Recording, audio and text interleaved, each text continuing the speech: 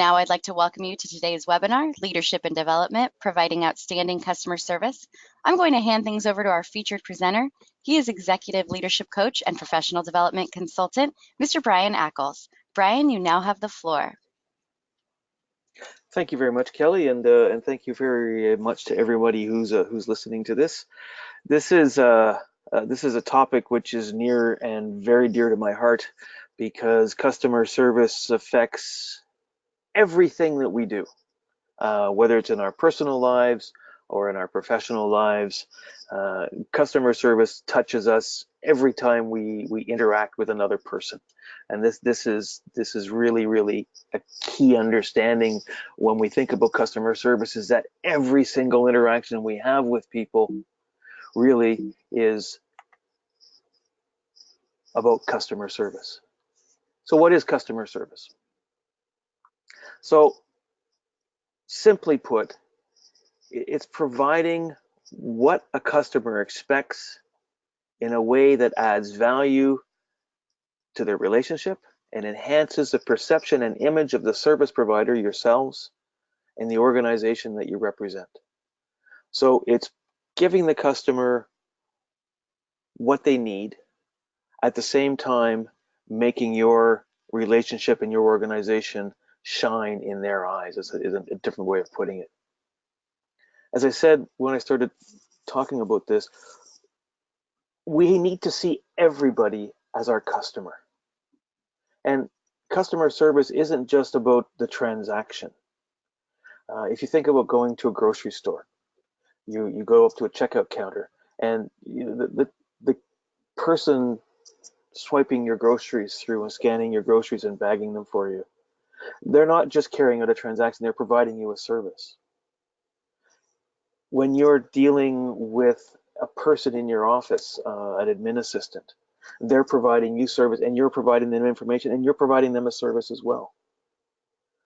What we're trying to do with providing outstanding customer service is ingrain this in our way of thinking and in our way of working with everybody. And we need to help customers in any way that we can, and we need to help primarily by building really effective working relationships with them. Now, that doesn't mean that you're with every customer you're trying to build a long-term relationship, but even a relationship which lasts 5 minutes, which is a good relationship, right? That generates repeat business, and that generates increased customer satisfaction, makes your job easier, makes you feel better actually as a person as well. The bottom line is outstanding customer service is about attitudes and actions.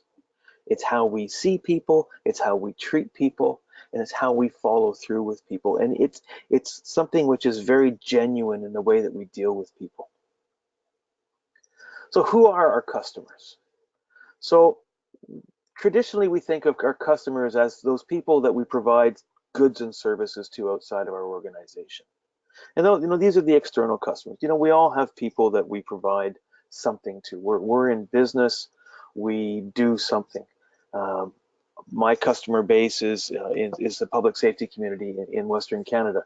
I also deal with other customers across North America and around the world in terms of leadership and development.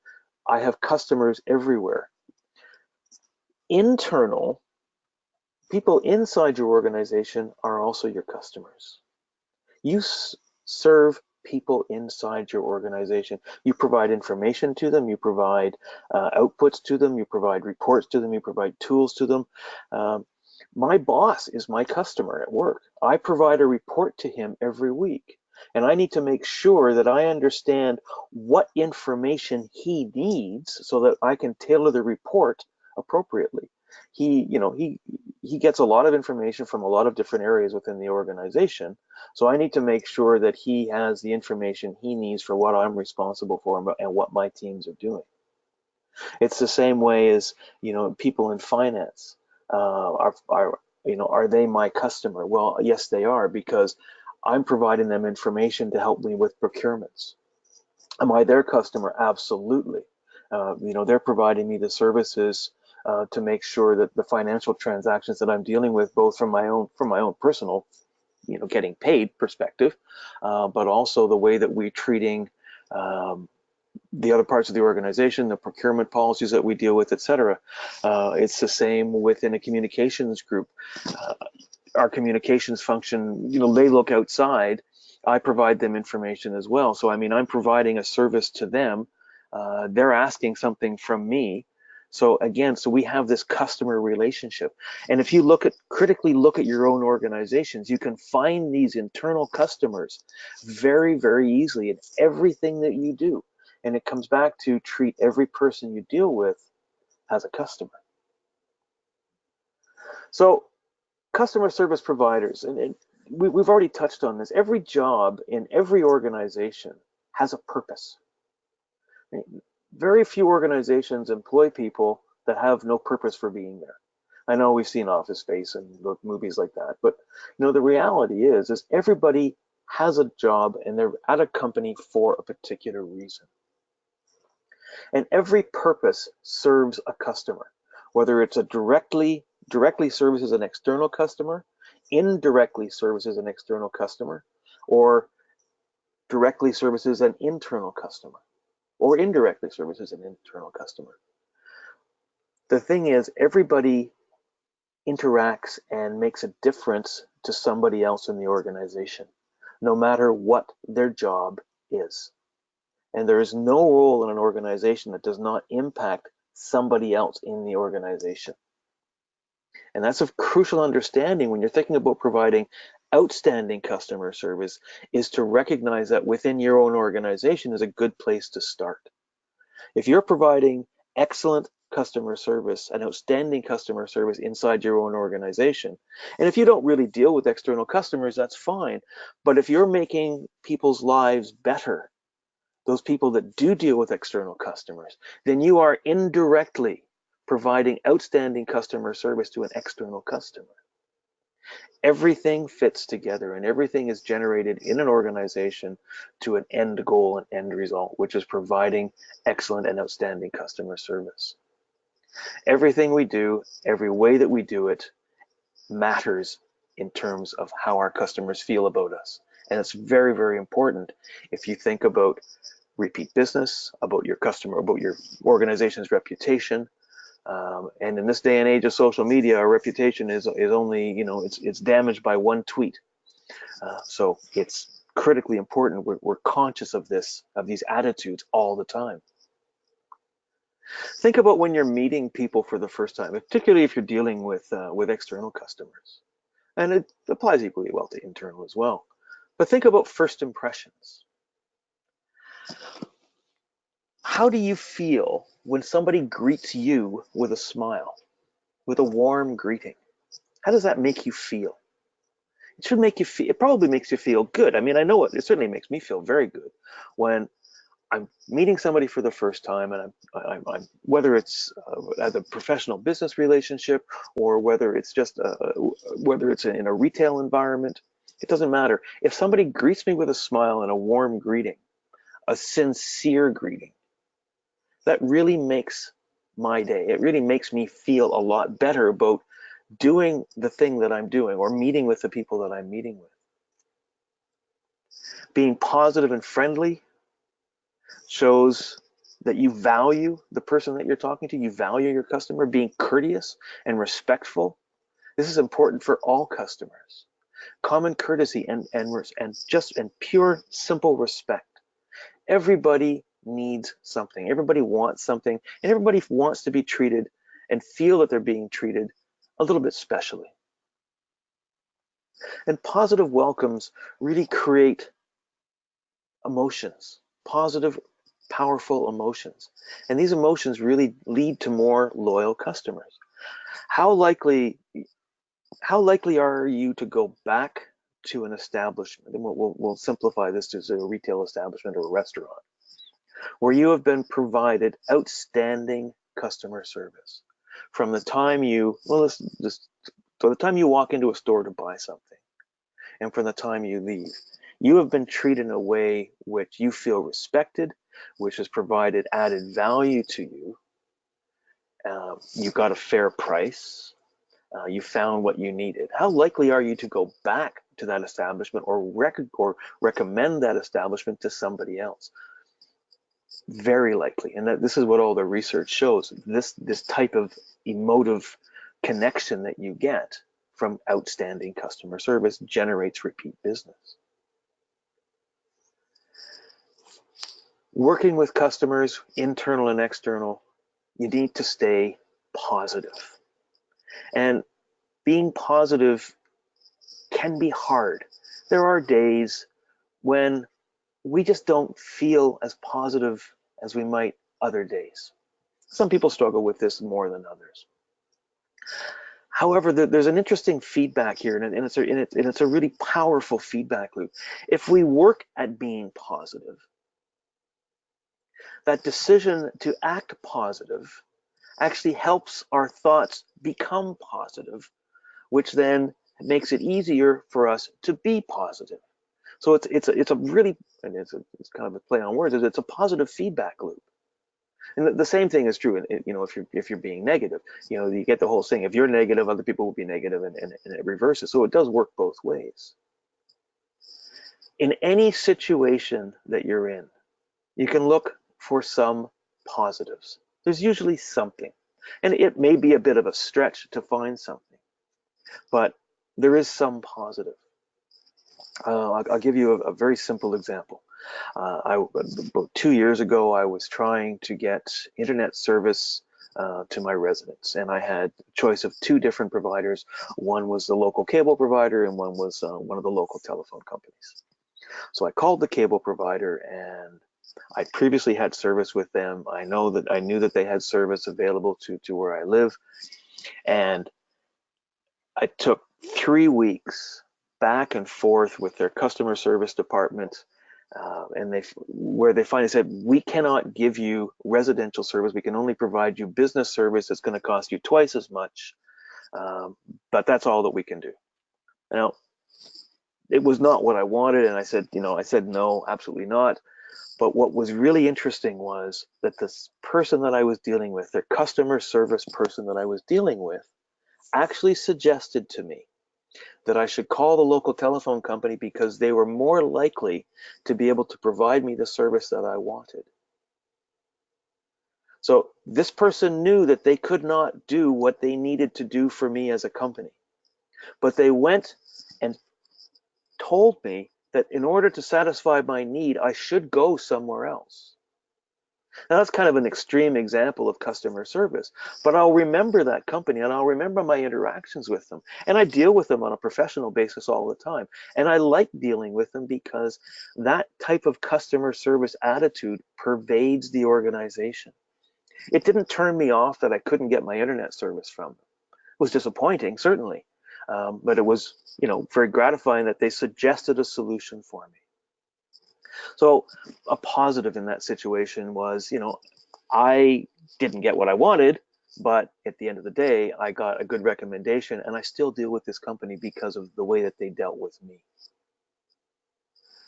So all of this as we talk about customer service and outstanding customer service, is we need to understand what our customers value. And this is a deeper question than it seems on the surface. So you ask a couple of questions. What do customers want? What do your customers want, and what do they need? And the interesting thing about these 2 questions is that they may lead to different answers. They may want something, but they only want it because they think that's what they need. So really, in your interactions with your customers, you're trying to delve down to find out what their actual need is so that you can satisfy that and have that conversation with them, and then provide them with what they need and potentially what they want as well. I mean, the 2 can often go hand in hand. But you need to understand your customers, you need to know your customers, you need to engage with them. So you have to spend time learning about what your customers need and what they actually do want as well. And it is a time-consuming thing, particularly in a business environment. If you're in a retail environment, it's a lot different. People will come up to you and say, I'm looking for a part for my dishwasher, or I'm looking for sheets for my bed, or I'm looking for this type of meat, or this type of breakfast cereal. And you can point them very directly to what they want. Now, you're not going to engage in a conversation with them about breakfast cereal to say, well, is that what you really need to have? Do you really need breakfast cereal? Or do you think that you might need some type of different breakfast food? You're not likely to do that. But you are providing them with information to get them to where they need to go so they can get what they want, get it efficiently, and move on to what the next thing that they need to do. Right? So again, providing customer service, understanding what they want, simply asking, how can I help you, is a fantastic way to greet a customer when they come into your establishment. How can I help you? So simply ask them. Understanding the customer's situations. As I said, most customer needs are fairly self-explanatory. If someone's in the market for a vehicle, they're going to buy a vehicle. If someone's looking to you to provide them services, and if it's off-the-shelf services that you provide, then it's understanding the scope and breadth of the services that they want. If they're engaging with you to develop something bespoke and something unique for them, then it's a different type of conversation, and you're trying to delve down to what their actual needs are. But we need to allow the customers to communicate what their needs are rather than telling them what they need. Now, having a conversation with them and asking exploratory questions and trying to gain that understanding is not telling them. It's engaging in a dialogue, and it's engaging to find out what they want, what they need. Some customers will have a lot of questions because they know they need to fix a problem, but they don't know how to fix it. So you're asking probing questions, and you're asking directed questions to say, what is a particular issue? What is the challenge? What are you trying to accomplish? What is your need? What is the problem you're trying to solve? And you start to peel back the layers of the onion to identify those needs. And over time, we learn about different customers, and we learn about different needs that they may have. So sometimes that level of experience helps us make quicker decisions to satisfy customers in a different manner, but that's more likely to happen in an environment where you're providing sales of off-the-shelf products, which is fine. I mean, and again, as you gain experience with this, you're able to read people better and better to say, I'm pretty sure I have exactly what you're looking for. It's over here. Come with me, I'll show it to you. Or yes, I can get that for you, absolutely. And it will be delivered here, delivered then, delivered when, whatever, it doesn't matter. But you can make these estimations. If you're working primarily with customers and clients on larger, longer term projects, your experience with the customer will allow you to make better decisions as you move through those longer term projects. So all of these scenarios and situations work in sort of they're more commodity based relationships or the more longer term relationships with customers. It's all just a matter of scale. But the bottom line is you need to understand the customer situation. No matter how short the interaction you have with your customer, it is an understanding of their situation which will help you provide that outstanding customer service. So try to avoid assuming or prejudging what people want. Making an assessment too quickly, this is something which we all can do, and it can appear a bit patronizing, which is something we really don't want to be seen as if we're trying to provide this level of outstanding customer service. Listening, checking for understanding, this helps us avoid prejudging, and it also engages with the customer because you're asking a question. You're making sure that you understand. Now, again, you don't want to be trivial about this really trivial about it either. It's important that you're asking questions to confirm understanding, not to sound like you're trying to get the customer to tell you something which they've already told you. So again, professionally engaging positively with your customer. Let the customer guide the conversation. You're pausing, you're listening, and you're asking questions for clarification and understanding. As you ask these questions, you're able to, dig in a little bit further and find out a bit more about what they're looking for. It also helps build rapport and demonstrate respect that you have for your customer and your clients, because you're asking them questions about their situations. You're interested, genuinely interested in what their problem is that you're trying to help them resolve. And again, that's building the context and building respect with your customer. So, how do you meet the basic needs of your customers? How do you make sure that you do this the right way? Being friendly, a warm greeting. Right? Customers should always feel welcome. A customer should never feel or be made to feel that they're intruding on you during your workday. So if you answer the phone and someone says, "Is this a good time to talk?" I said, "Absolutely." Because if you've answered the phone, you've already made the commitment to talk to somebody. So your response in that situation shouldn't be, "Well, actually, I haven't got a lot of time right now. Can you call me back? Or can I call you back?" You see, that's not really, that's setting the stage that they've intruded on you. So if you do answer the phone, you're making a decision to talk to somebody. Be understanding and have empathy. Customers need you to understand that they're having a particular challenge or that they need your help with something. And you're not judging, you're not criticizing where they are, how they got to the point that they're in. What you're trying to do is to provide a service, to provide a potential solution to the situation that they're in. You need to be fair with your customers. Everybody wants to be treated fairly. If people feel that they're being treated unfairly, they're going to get upset and they're going to get defensive. And we'll talk near the end of this webinar about dealing with angry people. But just be fair with people and you can help de-escalate this before it even starts. Customers generally feel like they want to be in control. They know what they want, and you cannot tell them differently. They know exactly what they want, even when they haven't got a clue what they want. But they need to feel that they're in control. So you can suggest things to customers. Don't tell them things, but suggest things to them and let them make the decision. Provide them with options and alternatives. Provide them with information.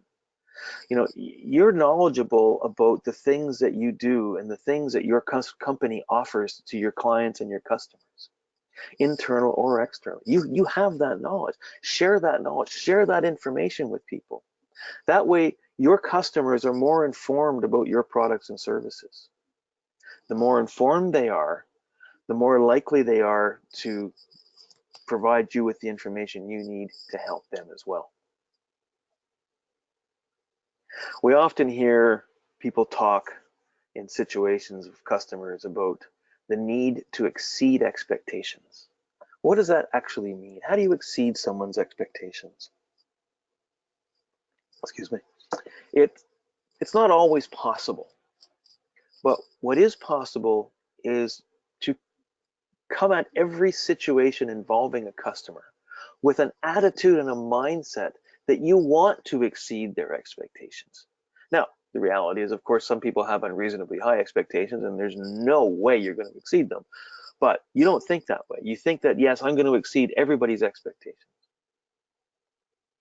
And it doesn't really take very much to exceed somebody's expectations. And it's not the big win. It's not the big kill, if you will. It's just something really small. It's the follow-up. It's talking to somebody. It's getting to know them a little bit, depending on the situation. But it's the small things to help your customers feel that they're being respected, that they're being treated well, that they have your undivided attention when they're talking to you.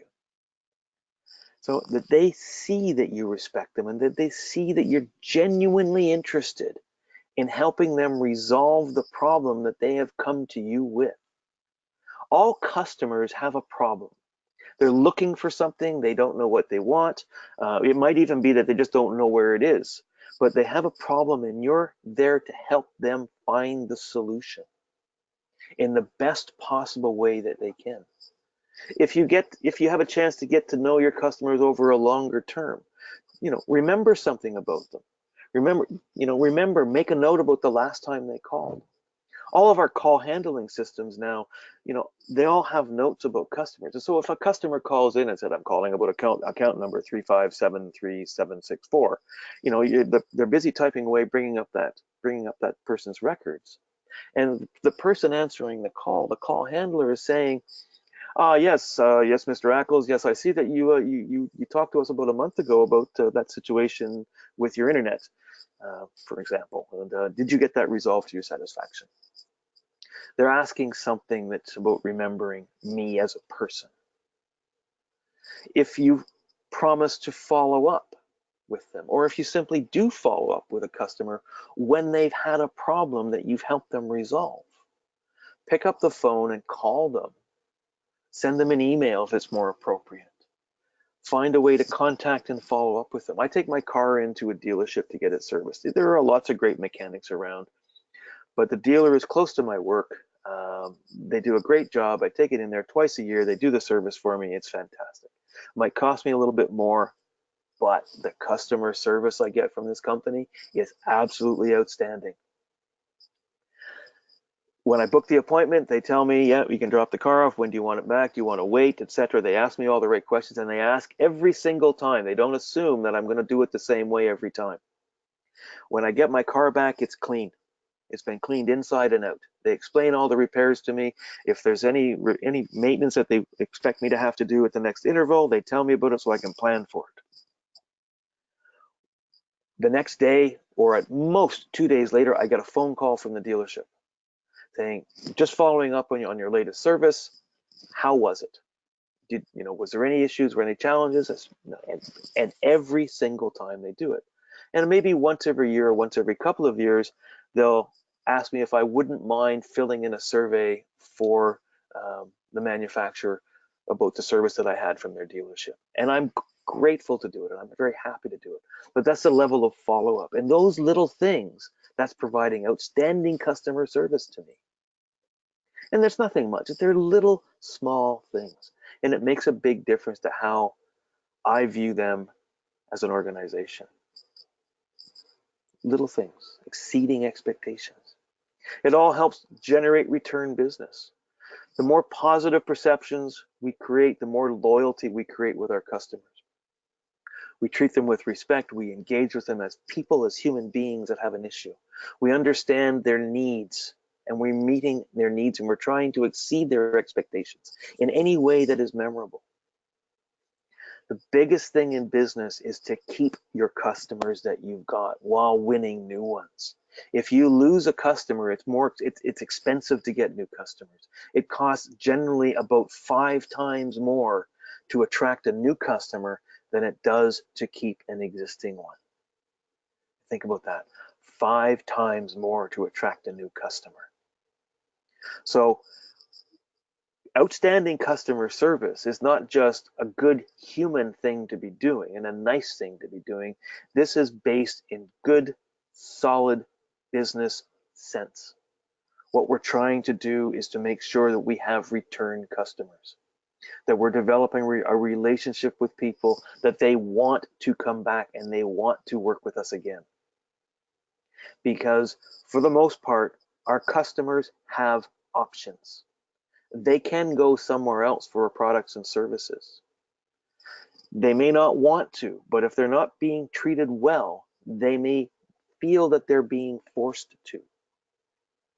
So again, that little bit extra, that mindset of exceeding expectations, that true engagement with your customers, thinking that not so much that they're always right, because the customer often isn't always right, but what the customer is they always have a problem that they're coming to you to help them solve.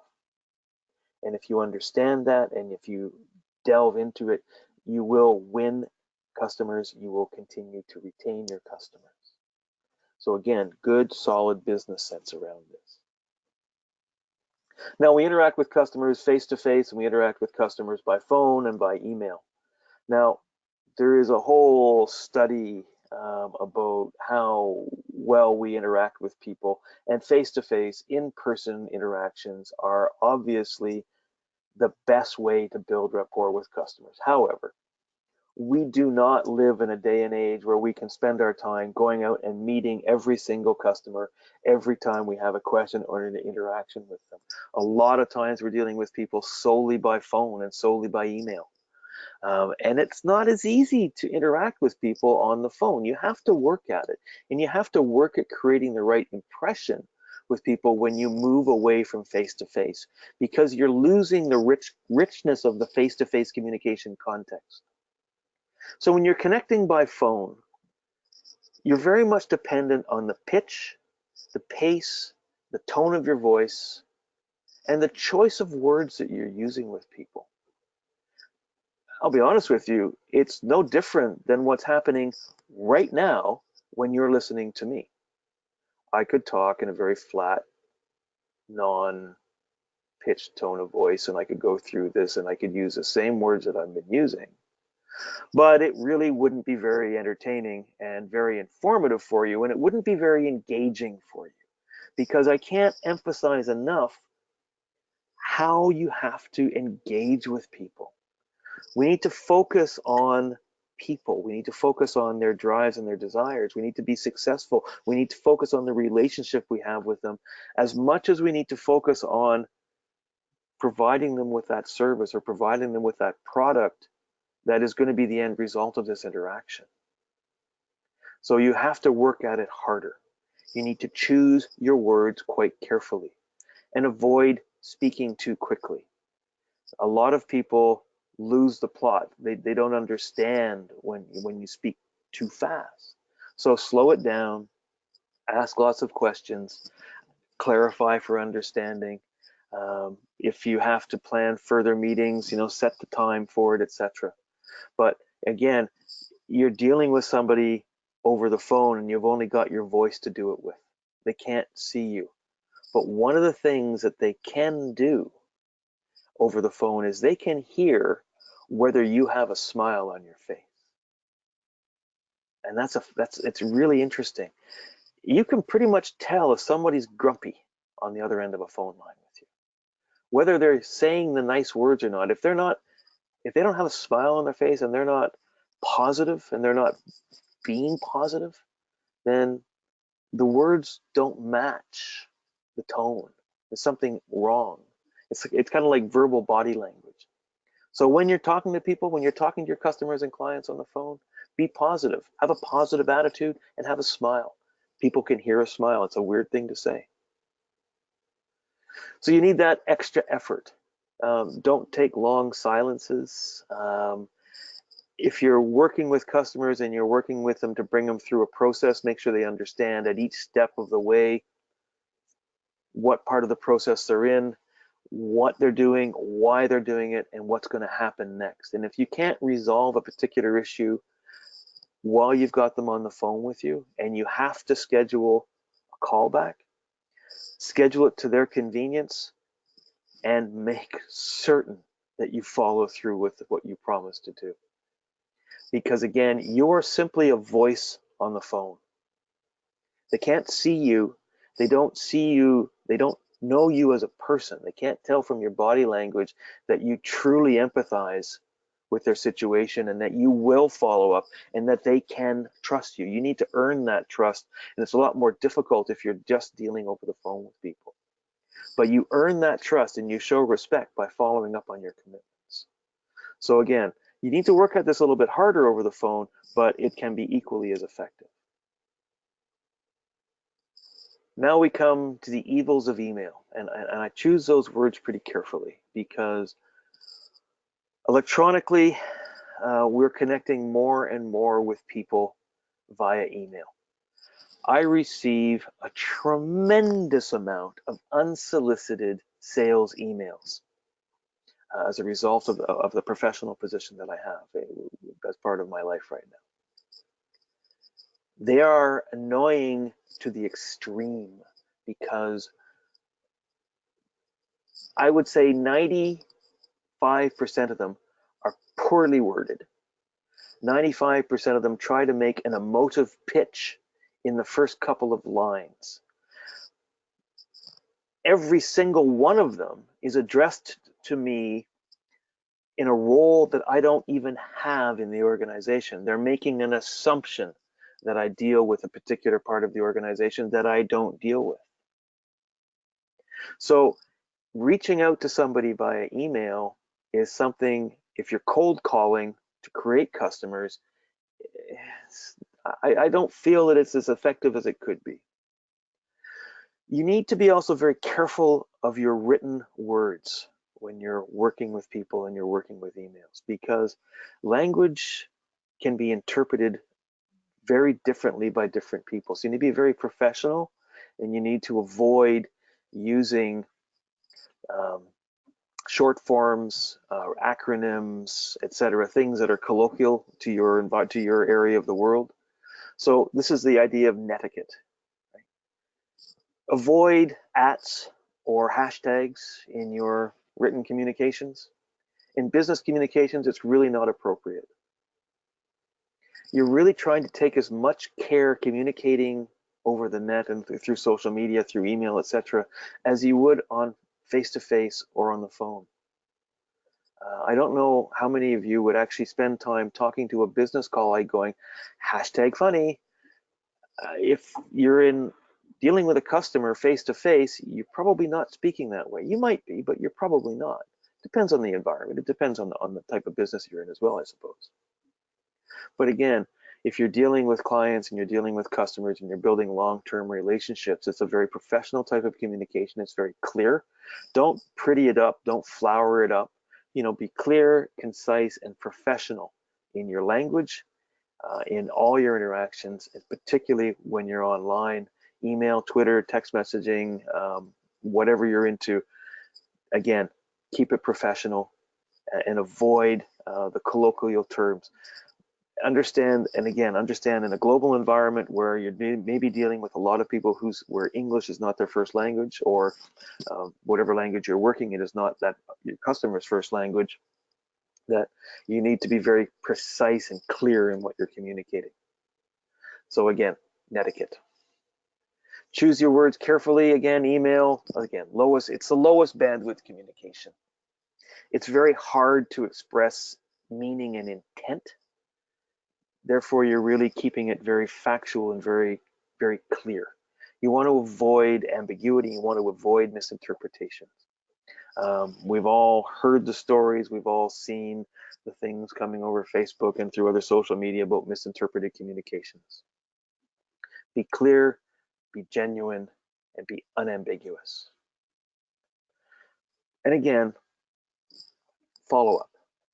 If you're into an email exchange with somebody and that you've resolved it, you've provided them the information they wanted via email, for instance, as an example, make sure that you follow up with them to see that what you have provided is actually what they need. And it is actually solving their issues and solving their problem. And again, we come back to the idea of follow-up. Follow-up is about customer retention. Follow-up is about creating new business from your referrals. If a person has a really positive interaction with you as an organization, with you as a person, and they're talking to their colleagues and they're at an industry function and they're networking with other people, and they're going to mention you, they're going to mention your organization, and that's going to generate business. And it works. You're creating that positive relationship, and it's about following up, and following up. You will get complaints, no question. Every organization, every person that deals with customers and deals with customer service gets complaints. There are things that you can assume that all customers have the following rights: to be treated with respect, to be taken seriously, to be listened to, and to receive a quick response. If you give your customers these 4 rights, then you can help address the complaint that they have. And it can also help to de-escalate an angry situation. At some point, we are going to be confronted with an angry customer. It happens. Not everybody is going to be enthused and enthralled with our outstanding customer service. Somebody is going to have a problem somewhere. Something is going to go wrong in the supply chain. Whatever the cause of it, doesn't matter. You need to have some knowledge about the techniques and the confidence to deal with the situation so that you can respond productively. We need to help our customers, and we need to avoid getting drawn into the escalated emotion. An angry customer will not become rational until their feelings have truly been acknowledged. You need to be calm, you need to be objective, you need to truly listen and acknowledge how they feel. And this will help de-escalate, and it will help the customer calm down. Validating their emotions, saying, I understand, I absolutely understand why you're angry with this situation. And provide an example as to why you understand that. Just saying those words, generally, it will help, but if you can also show why you understand that it makes them angry, that helps them let go a little bit. They see that you're engaged and that you are truly acknowledging how they feel. It helps to calm people down. It helps to de-escalate anger. Focus on possibilities. Angry customers will often make unreasonable requests, and other customers will often make unreasonable requests or impossible requests as well. And there's a thing about a customer being told no. If you tell a customer, I cannot do that, or we cannot do that, we cannot do what you're asking us to do, it's a no, right? You're saying no. Then that sets up an interaction where they're asking for something, you're saying no, they're insisting, you're saying no. But what you can do is you can flip the script and you word your responses to tell your customers what can be done. You don't focus on what can't be done, you focus on what you can do, what alternatives you can come up with, what you can do rather than what you can't do. Empower the customer by asking them questions. Will this work? Is this all right? Will this satisfy your need? Will this help resolve your problem, help resolve your issue? Ask them questions. Again, focus on the what if, focus on what you can do rather than what you can't do. Simply saying, no, I can't do that, no, I can't do that, no, we can't do that, no, we can't do that, is not listening and engaging with your customers. Now, there's going to be times when you just simply cannot satisfy your customers, and that's fine. Like the example I gave, trying to get internet from this cable provider, they could not satisfy me, but that's okay. I still left with a positive impression, but it was about the customer service and the language of what the person I was dealing with and how they kept calm and how they empathized with my anger, because I was angry about this as it moved forward. But they focus on what they could do, and at the end, what I could do to satisfy my own problem. So it still builds good customer relationships. So you manage your own emotions. Step back, remain objective, stay calm. You need to stay calm, confident, and professional, and focus your attention on what needs to be achieved with this customer at this particular time. Your total focus is only on that customer. So it's managing your emotions is a skill that you can learn how to do. Know that you may have to escalate. There are times when customers call in and they're angry and they start threatening and intimidating you, and they're being very abusive. And this is where we have, particularly if you're working in a call center environment, why there are supervisors there and there are points of escalation for you to use. Refer that person to a senior member of your staff. That simple thing can often de-escalate a problem. But also know that you do not have to put up with abuse and vulgar language and intimidation from your customers.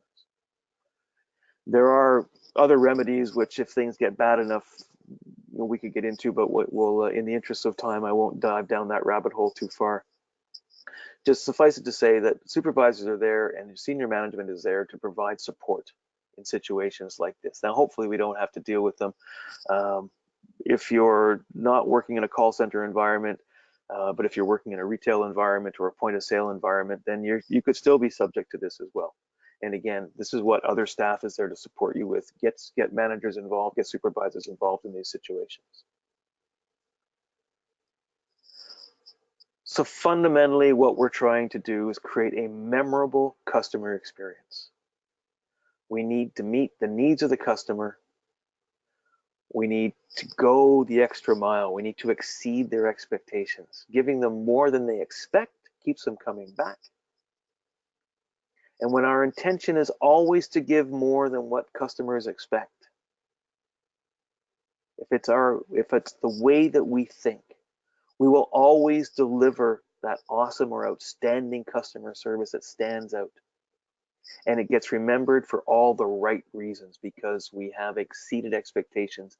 They remember us. They know that we have all gone the extra mile to help them, to do what we can for them at that particular time. It's creating a memorable customer experience, a very positive, memorable customer experience. So this is what we've been talking about for the last 50 minutes or so. It's about outstanding customer service. Right? It's about, you need to be personally effective at it, be positive in your interactions, create that positive feedback loop. You need to try and have an exceed your customer's expectations mindset. If you're always going into an interaction with a customer, internal or external, trying to think that you can exceed their expectations, you will at some point exceed their expectations. Maybe not every time, but you have that attitude. Your customers become loyal when you treat them with respect, when you provide that outstanding level of service. They become your repeat customers. And if you focus this back on the internal side, if you're dealing with people and you're providing outstanding customer service to your internal customers, you're treating them with respect, you're exceeding their expectations, that can only lead to two things. One, it's going to lead to great interpersonal relationships where you work, and it's going to further your career in one way or another. So with that, I will say thank you very much, and I hope you've enjoyed our talk on outstanding customer service. Thank you so much, Brian, and thank you everyone for joining us today for today's webinar. If you guys have any questions on the topic, we're going to remain on the line for the next few minutes. Feel free to type those into the questions option, and I'll go ahead and ask those to Brian as well. But while I have everyone, also want to make sure you guys know that we have our Center for Leadership and Development under our New Horizons brand, and there you can find the full class on providing outstanding customer service. On our website at newhorizons.com. Just click on the Center for Leadership and Development and you'll see all of our upcoming courses there. It is a 2-day class. I believe the next one is running sometime in August. So if you would like to get on that schedule, just visit our website at newhorizons.com or contact your local New Horizons for further information. If you are not familiar with who your local New Horizons is, you can also log on to our website on newhorizons.com and do a zip code search to find the center nearest you. Also, a reminder that today's session is being recorded. You will receive that recording link tomorrow morning so that you can review anything, and you can feel free to pass that link on to anyone who may have missed today's session. All right, Brian, we do have a couple questions coming through. One of them is, what are some of the common myths that are told regarding providing outstanding customer service? Common myths about providing outstanding customer service. I think the first one that popped into my mind is that you need to give away something to your customer to provide outstanding customer service, that you have to give them something for nothing. And that's absolutely not true. You need to provide your customers with respect, and you need to provide them with the service. You don't need to give them freebies. That would be the first one. Another common myth about providing outstanding customer service. That's a little bit tougher.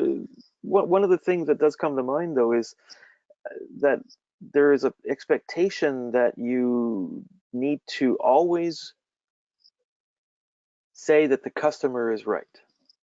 And saying that the customer is right all the time is absolutely fundamentally wrong. because customers aren't always right. Customers often don't know what they want. But when a customer tells you, well, I'm the customer, I'm always right, then you're immediately dealing with an angry customer, and you need to de-escalate that and find out what they're actually trying to get. So that's a couple of common myths. All right, and when you're working with someone who you know is not providing outstanding customer service on calls or in person, how would you approach that person to, guide them and redirect them? So if I understand the question, I'm assuming that the question is if I'm a customer and I'm dealing with someone who's providing me customer service and it's not going the way that I want. Personally, I would coach them on it over the phone because I'm that kind of person. I would actually express to them, I would appreciate a different level of customer service from you. I would hope that you would to try and understand a bit more about what I'm trying to get you to understand. I don't think that you're really paying attention to what I'm asking you for here. And if they get angry with you, then you've obviously touched a nerve with them, and then you should ask them to speak to one of their supervisors, or speak to a supervisor, or speak to a manager. And I wouldn't slag that person off to their manager. I wouldn't complain about them, but I would explain that I'm not getting what I want out of the organization when I get onto a supervisor, and I would want to remain as calm as I can, and be as professional as I can as a customer to try and as a customer de-escalate the situation, which is kind of a reverse way of thinking about all of this. But I suppose everything that we've talked about in outstanding customer service, you can apply to being a customer as well. If you provide that level of calmness and professionalism, then it can help other people. But if at the end of the day, if someone isn't providing the service I want, I will tell them they're not providing the service. I will do it professionally. I will do it courteously. I will do it with respect. And if they don't respond to it and I still need something from that organization, I will escalate to somebody else in that organization to get what I need. All right, great advice. Well, that will wrap up today's session. So thank you again, everyone, for joining us. Brian, thank you so much for joining us and speaking on behalf of New Horizons. Always a pleasure, Kelly. All right, thank you so much, everyone. I hope you'll join us for future webinars. We have a full schedule up on our website, and you can register for any of our upcoming sessions or view past webinar recordings. Thank you so much, everyone. You may now log off. Have a great day.